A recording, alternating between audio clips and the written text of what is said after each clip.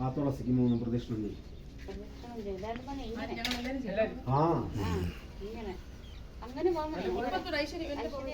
അങ്ങനെ വരണം.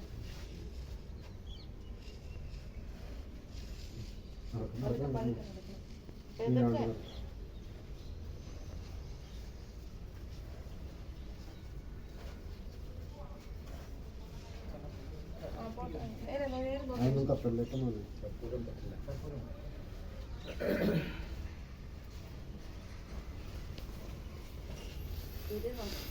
മതിയില്ല, മൂന്നായില്ല.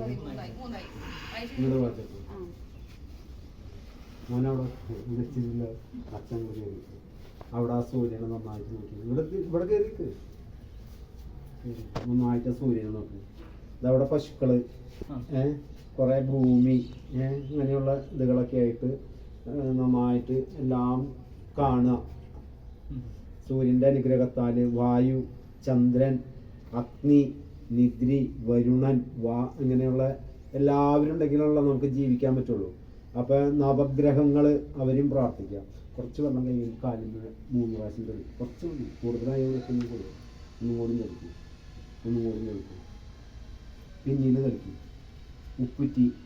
ഉപ്പുറ്റീനെയാണ് നമ്മൾ ഉദ്ദേശിക്കുന്നത്. ഞാൻ ഇതിന്റെ മുരളി കിഴക്കോട്ടായിട്ട് അവിടെ വെക്കും.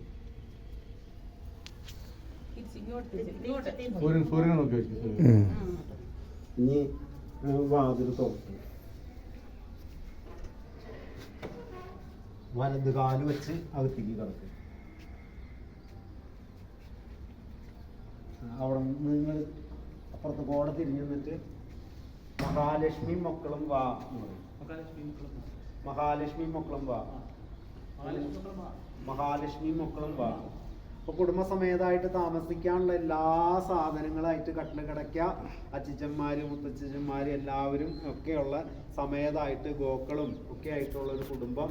പൂച്ച വന്നിട്ടൊക്കെയാന്ന് വെച്ചാൽ അവരൊക്കെ നമ്മുടെ ഇവിടെ ഉണ്ടെന്നും പ്രതീക്ഷിച്ച് ശുഭമായിട്ട് മുഹൂർത്തത്തിന്റെ ഇതായിട്ട് സങ്കല്പിച്ച് കയറി വിളക്ക്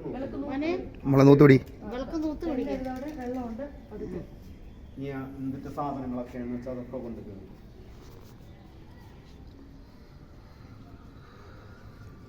എല്ലാവരും വീട്ടിൽ വരാൻ പറഞ്ഞു. അമ്മൂരൊക്കെ വരാൻ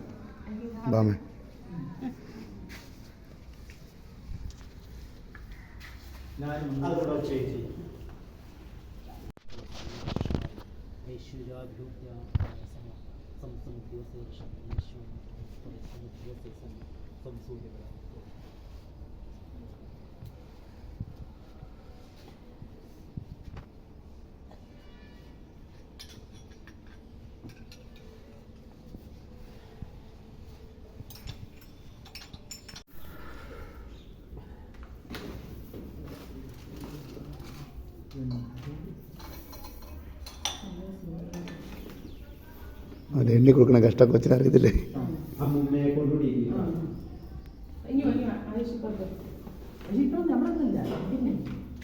അത് കിഴക്കായിരുന്നു, അങ്ങനെ ക്രോസ് നിന്നാൽ മതി. കിഴക്ക് അങ്ങോട്ടായിരുന്നു.